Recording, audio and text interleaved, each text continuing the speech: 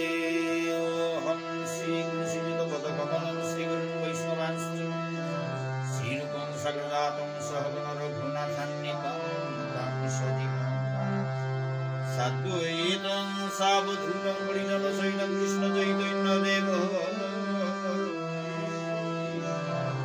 श्रीराधाकृष्णपादां सहगणललिता श्री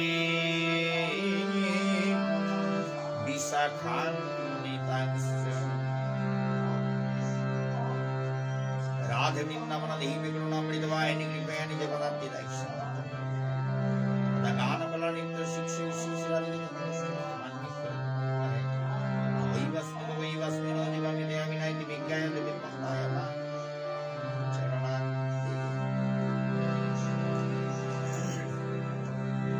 नमो विष्णुदेव कृष्ण श्रीमते राधा रमण दास भवानी महाराज नमो विष्णुदेव कृष्ण दास पंचदत्तात्मक कृष्ण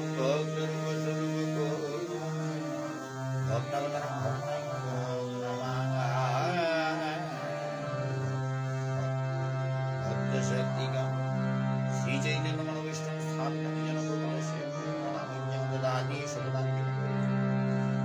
जय रूप सनातन भक्त रघुनाथ वाञ्छाकल्पतरुभ्यश्च कृपा सिन्धुभ्येव च पतितानां पावनेभ्यो वैष्णवेभ्यो जय रूप सनातन भट्ट रघुनाथ श्रीजीव गोपाल भट्ट दास हा कृष्ण करुणा सिंधु दीनबंधु जगतपते भूमिका कांत राधाकांत तप्त कांचन गौरांगी राध वृंदावनेश्वरी वृषभानुसुतांगे प्रणमामि हरिप्रिये जयतां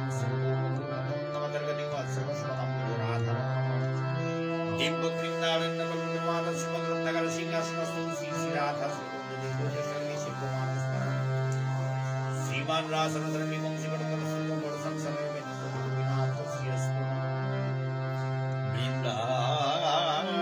तुलसी कोई प्रियाय केशवेश्वर कृष्ण भक्ति प्रदेवे सत्य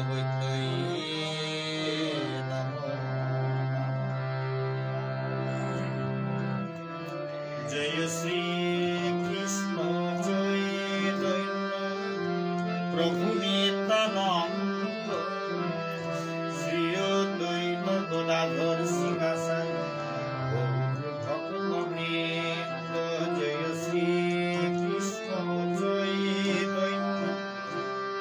প্রভু নিত্যানন্দ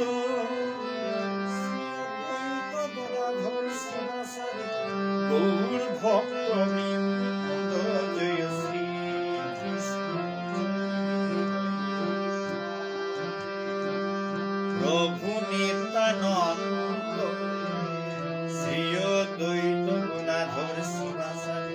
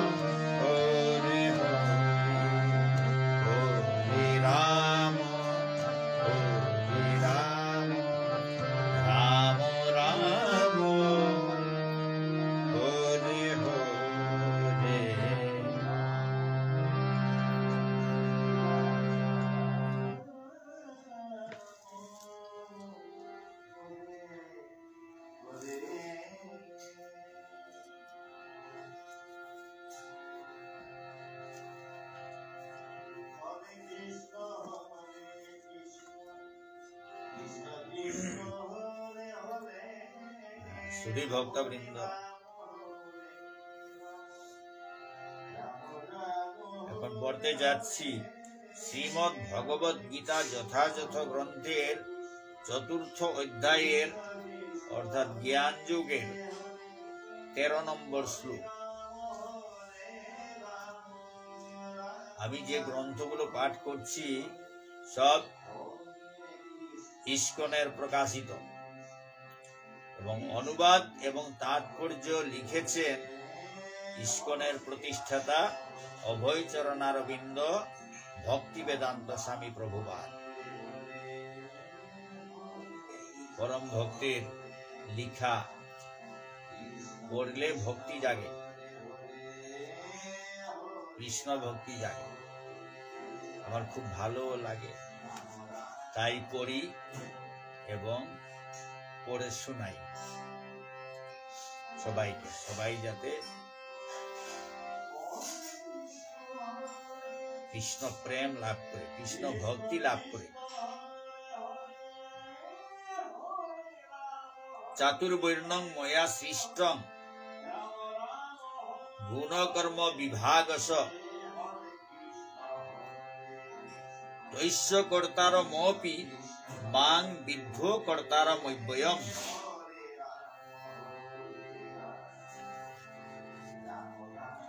প্রকৃতির তিনটি গুণ এবং কর্ম অনুসারে আমি মানব সমাজে চারটি বর্ণ বিভাগ সৃষ্টি করেছি।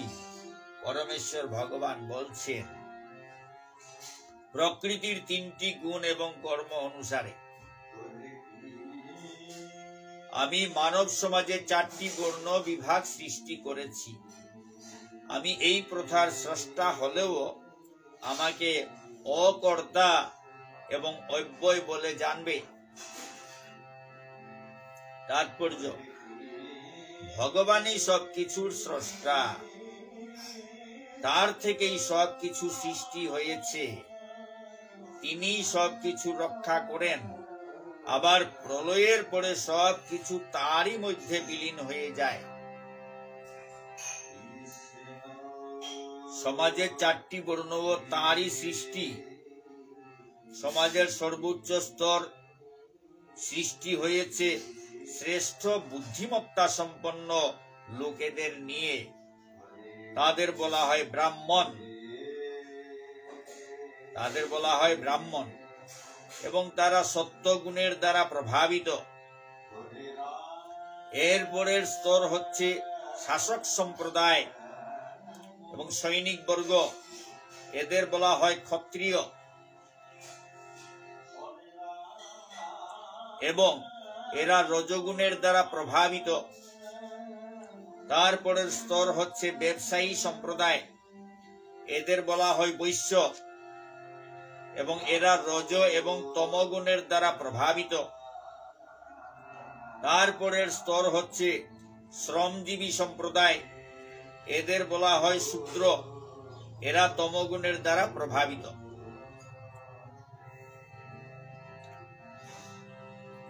ভগবান যদিও এই চারটি বর্ণ সৃষ্টি করেছেন, তবুও তিনি এই বর্ণের অন্তর্ভুক্ত নন, কারণ তিনি মায়ার বন্ধনে আবদ্ধ জীবের মতো নন। জীব হচ্ছে ভগবানের অনুসদৃশ অংশ বিশেষ, কিন্তু ভগবান হচ্ছেন বিভু। প্রকৃতপক্ষে মানব সমাজ হলো যে কোনো পশু সমাজেরই মতো, কিন্তু মানুষকে পশুর স্তর থেকে প্রকৃত মানুষের স্তরে উন্নীত করবার জন্য ভগবান এই চারটি বর্ণ বিভাগ করেছেন, যাতে মানুষ সুষ্ঠুভাবে পর্যায়ক্রমে ধীরে ধীরে শ্রীকৃষ্ণ ভাবনাময় হতে পারে। গুণ অনুসারে মানুষের কর্ম নির্ধারিত হয়। জড়া প্রকৃতির বিভিন্ন গুণ অনুসারে জীবনের বিভিন্ন লক্ষণ ভগবদ গীতার ৮ অধ্যায়ে বর্ণনা করা হয়েছে। সেদিক দিয়ে দেখতে গেলে শ্রীকৃষ্ণ ভক্ত বা বৈষ্ণব ব্রাহ্মণের থেকেও উত্তম, কারণ গুণগত ভাবে ব্রাহ্মণ ব্রহ্মজ্ঞান সম্পন্ন। তাদের মধ্যে অধিকাংশই ভগবান শ্রীকৃষ্ণের নির্বিশেষ ব্রহ্মজ্যোতির উপাসক। তারা সবিশেষ পরমেশ্বর শ্রীকৃষ্ণের তত্ত্ব উপলব্ধি করতে পারে না। বিষ্ণু ভক্ত বা শ্রীকৃষ্ণ তত্ত্বকে বিষ্ণু তত্ত্ব বা শ্রীকৃষ্ণ তত্ত্বকে উপলব্ধি করতে হয় ব্রহ্ম তত্ত্বকে অতিক্রম করে, এবং তখন তিনি বৈষ্ণব পদবাচ্য হন। বিষ্ণু তত্ত্ব বা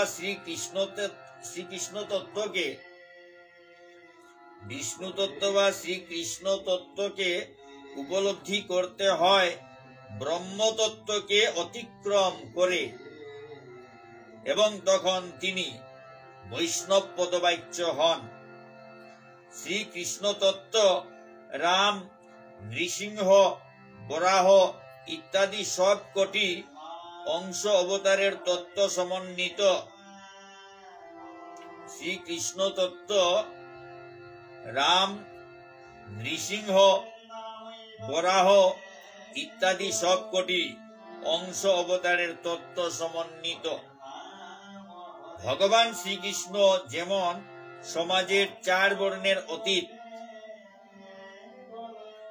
তার ভক্তও তেমন এই বর্ণ বিভাগের অতীত। ভগবান শ্রীকৃষ্ণ যেমন সমাজের 4 বর্ণের অতীত, তার ভক্তও তেমন এই বর্ণ বিভাগের অতীত। এমনকি তিনি জাতি কুলাদি বিচারেরও অতীত, এবং তিনি জাতি কুলাদি বিচারেরও অতীত।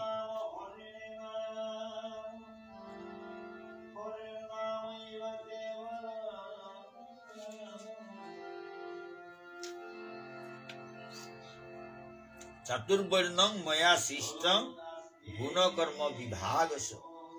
4টি বর্ণ ব্রাহ্মণ, ক্ষত্রিয়, বৈশ্য, শূদ্র গুণ এবং কর্ম অনুযায়ী, যে সত্যগুণ, রজগুণ, তমগুণ, এই গুণ এবং কর্ম অনুযায়ী ভগবান সৃষ্টি করেছেন। আর তাৎপর্য পড়া হয়ে গেল। এখানে আজকের ভগবত গীতা পাঠ শেষ হলো। এখন পড়তে যাচ্ছি শ্রীমদ্ ভাগবত পুরাণ।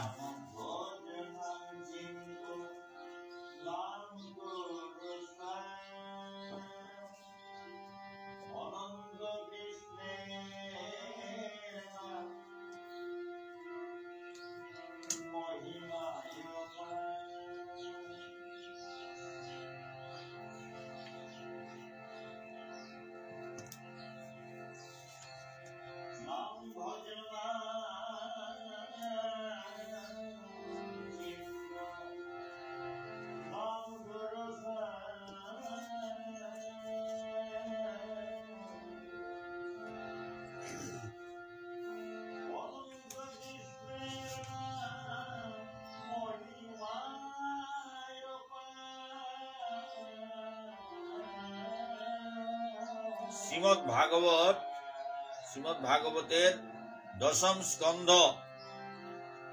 15 নম্বর অধ্যায়, অর্থাৎ ধেনুকাসুর বধ অধ্যায়ের 42 নম্বর শ্লোক।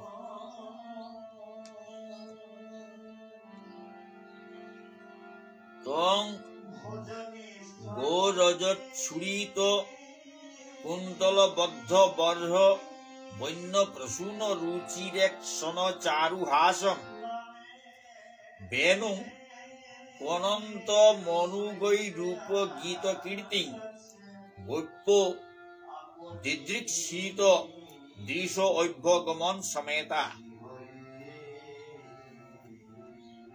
গাভীদের পদবিক্ষিপ্ত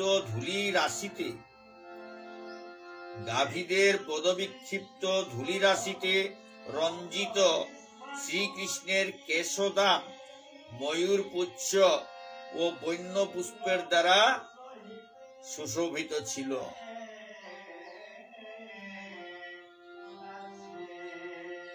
শ্রীকৃষ্ণ এবং বলরাম ধেনুকাসুর এবং তার সঙ্গীদের বধ করার পরে ঘরে ফিরছেন, সেই বর্ণনা দেওয়া হচ্ছে। গাভীদের পদবিক্ষিপ্ত ধূলি রাশিতে রঞ্জিত শ্রীকৃষ্ণের কেশদাম, শ্রীকৃষ্ণের চুলের কথা বলা হচ্ছে, শ্রীকৃষ্ণের কেশদাম ময়ূর পুচ্ছ ও বন্য পুষ্পের দ্বারা সুশোভিত ছিল।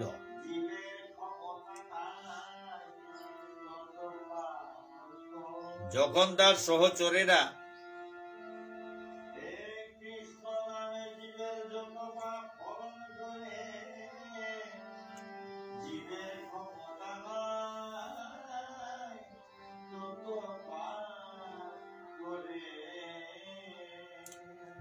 তার সহচরেরা তার মহিমা কীর্তন করছিলেন, তখন ভগবান তার বাঁশি বাজিয়ে মনোহর ভাবে দৃষ্টিপাত করেছিলেন এবং মনোরম ভাবে মৃদু হাস্য করেছিলেন।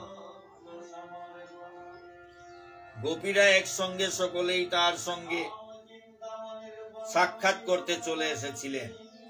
গোপীরা একসঙ্গে সকলেই তার সঙ্গে সাক্ষাৎ করতে চলে এসেছিলেন এবং তাদের চোখগুলি তাকে দর্শন করতে বিশেষ আকুল হয়ে উঠেছিল।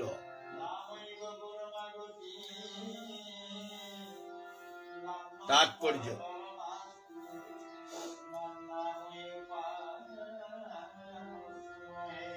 বাহ্যত গোপীগণ যেহেতু ছিলেন যুবতী বধূ, তাই স্বাভাবিকভাবেই শ্রীকৃষ্ণের মতো সুন্দর যুবার দিকে প্রেমময়ী দৃষ্টিপাতে তাদের সলজ্জ ভীতি থাকার কথা। কিন্তু শ্রীকৃষ্ণ পরমেশ্বর ভগবান এবং সমস্ত জীব তার নিত্য দাস, তাই সকল মহাত্মার মধ্যে পরম বিশুদ্ধ হৃদয় গোপীগণ সুন্দর যুবা কৃষ্ণের দর্শনামৃত পান করে তাদের প্রেমাভিভূত নয়নরাজি তৃপ্ত করার জন্য এগিয়ে আসতে দ্বিধা করেননি। তার বাঁশির মধুর ধ্বনি ও তার দেহের মনোহর সৌরভও গোপীগণ আস্বাদন করেছিলেন।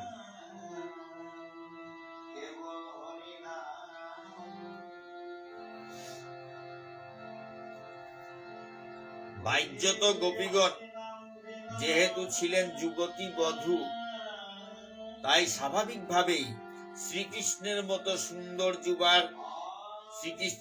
সুন্দর যুবার দিকে প্রেমময়ী দৃষ্টিপাতে তাদের সলজ্জ ভীতি থাকার কথা।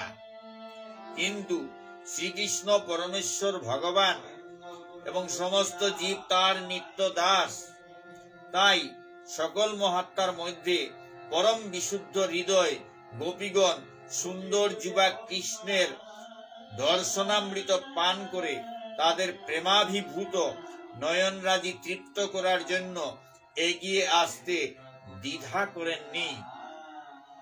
তার বাঁশির মধুর ধ্বনি ও তার দেহের মনোহর সৌরভও গোপীগণ আস্বাদন করেছিলেন।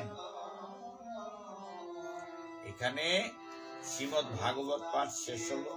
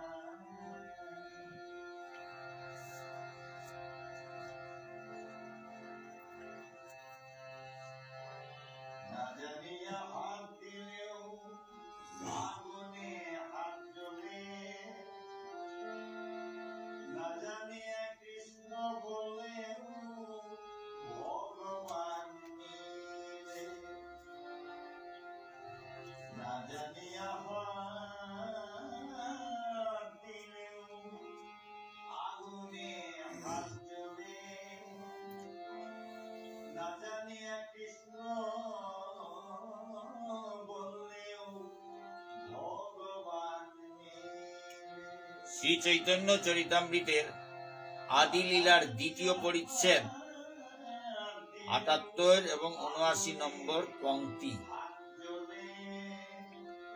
বিপ্রত্য বিখ্যাত, তার পাণ্ডিত্য অজ্ঞাত,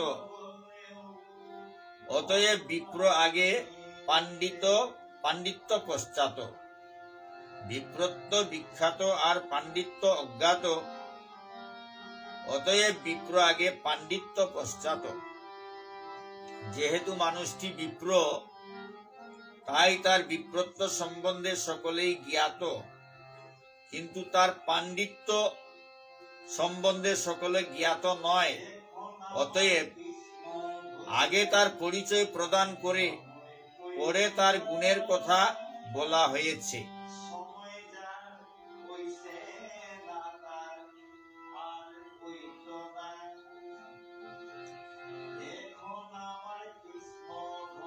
তৈছে ইহ অবতার সব হইল জ্ঞাত, কার অবতার এই বস্তু অভিজ্ঞাত।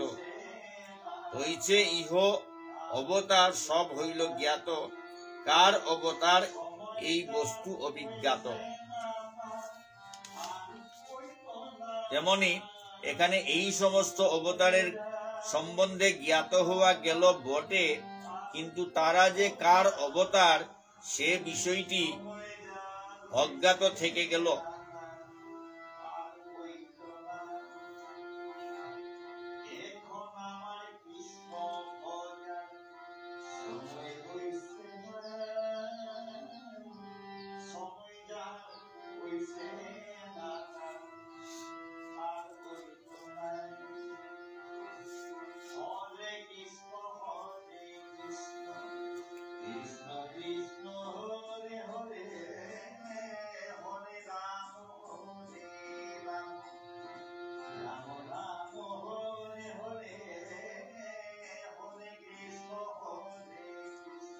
এইসব তত্ত্ব ব্যাখ্যা হচ্ছে যেরকম লেখা আছে সেই রকমই পাঠ করছি। এসব ব্যাখ্যা করার ক্ষমতাও আমার নেই, আমি শুধু পাঠ করে যাচ্ছি, যেরকম আছে সেই রকম। চৈতন্য চরিতামৃতের পংক্তি শ্লোক সব লেখা আছে এবং সঙ্গে শ্লোকার্থ প্রভুপাদ করেছেন, সেই শ্লোকার্থ পড়ে যাচ্ছি।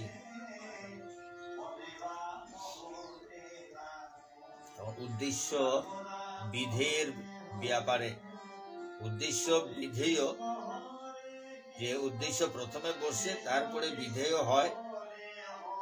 যারা বিরুদ্ধ বিপক্ষ দল উদ্দেশ্য পিছনে রেখে বিধেয় আগে দিয়েছেন, তার ভুল হয়েছে সেটার ব্যাখ্যা করা হচ্ছে। এখানে চৈতন্য চরিতামৃত পাঠ শেষ হলো। এখন পড়তে যাচ্ছি ভক্তি রসামৃত সিন্ধু গ্রন্থ, শ্রীল রূপ গোস্বামী কৃত ভক্তি রসামৃত সিন্ধু গ্রন্থ।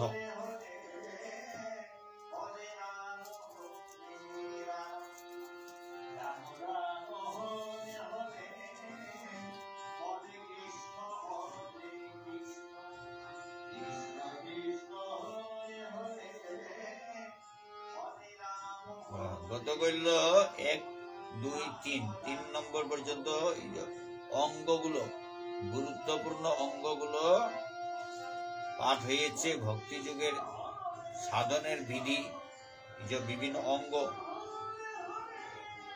আলোচনা হয়ে যায়, পাঠ হয়ে গেছে।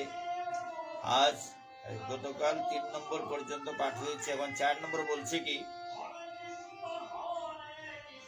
ভগবানের শ্রী বিগ্রহের সামনে নৃত্য করা। ভগবানের শ্রী বিগ্রহের সামনে নৃত্য করা, ভগবানের শ্রী বিগ্রহের সামনে নৃত্য করা, নাচা। 5 নম্বর বলছে ভগবানের শ্রী বিগ্রহ বা শ্রী গুরুদেবকে দর্শন করা মাত্রই দণ্ডবৎ প্রণতি নিবেদন করা। এইসব ভক্তি অঙ্গ, ভজন সাধনের অঙ্গ বর্ণনা করা হচ্ছে।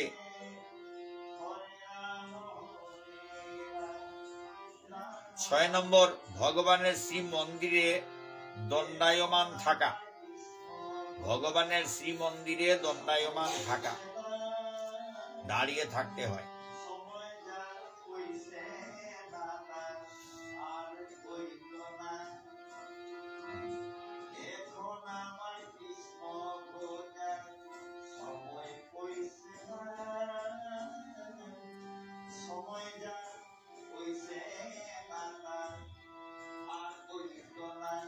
এক নম্বরে বলা ছিল, গতকাল পাঠ হয়েছে, 1 নম্বরে বৈষ্ণব তিলকে অঙ্গ ভূষিত করা।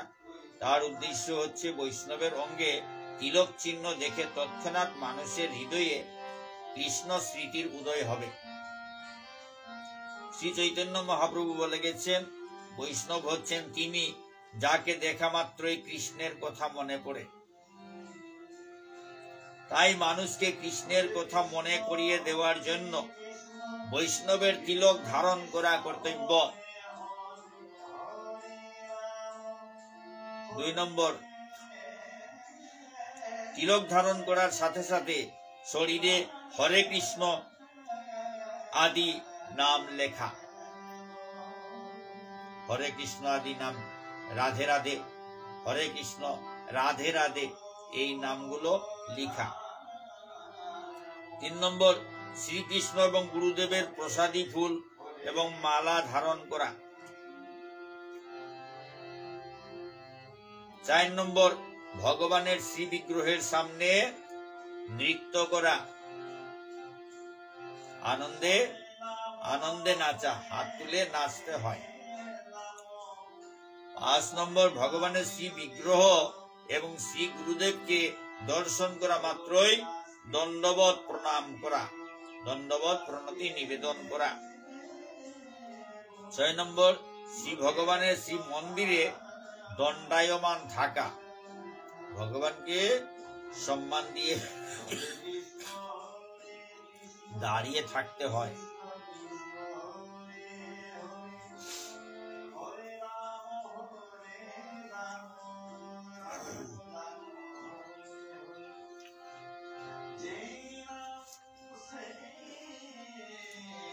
এখানে আজকের পাঠ শেষ হলো, কত ভুল ত্রুটি তো থাকবেই। পাঠ শেষ হলো, শেষ করার আগে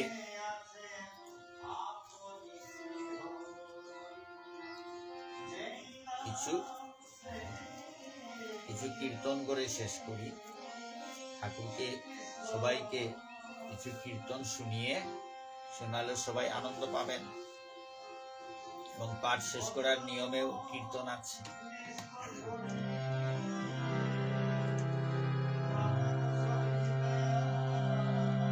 হরে কৃষ্ণ হরে কৃষ্ণ, কৃষ্ণ কৃষ্ণ হরে হরে, হরে রাম হরে রাম, রাম রাম হরে হরে।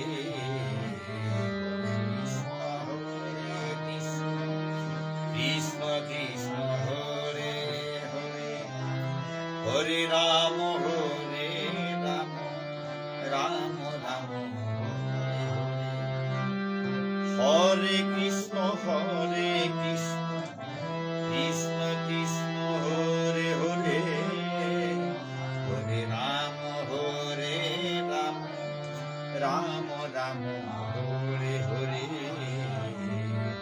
কৃষ্ণ হরে কৃষ্ণ, কৃষ্ণ কৃষ্ণ হরে হরে, হরে রাম হরে রাম, রাম রাম হরে হরে।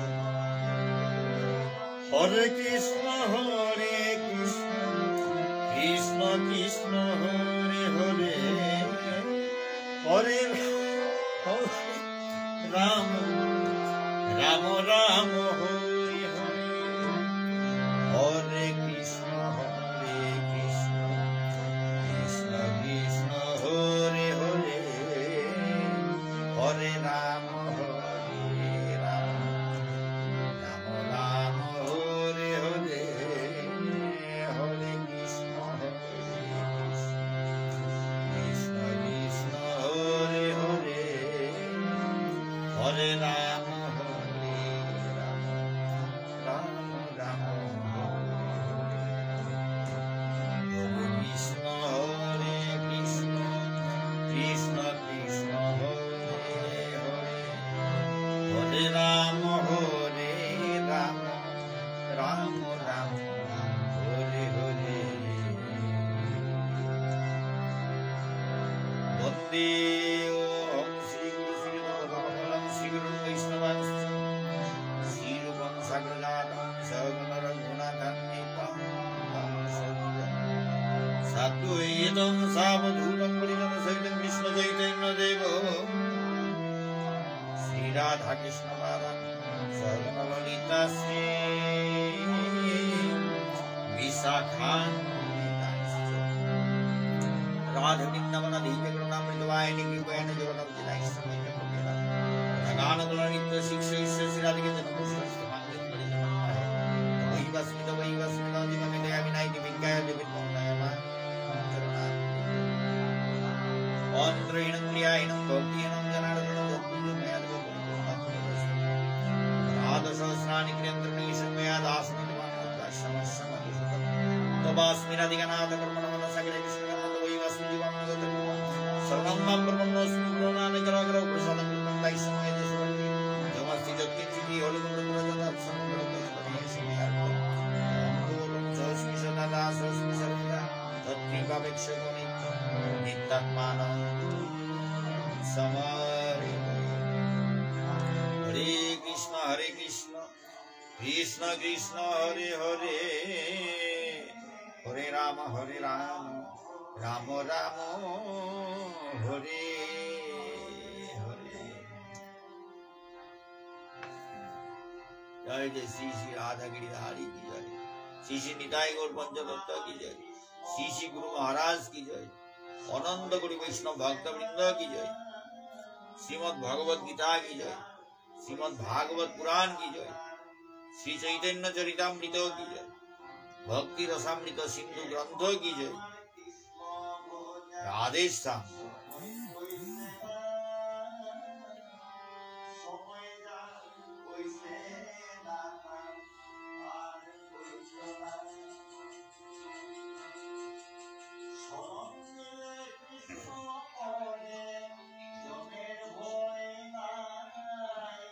जय राधे।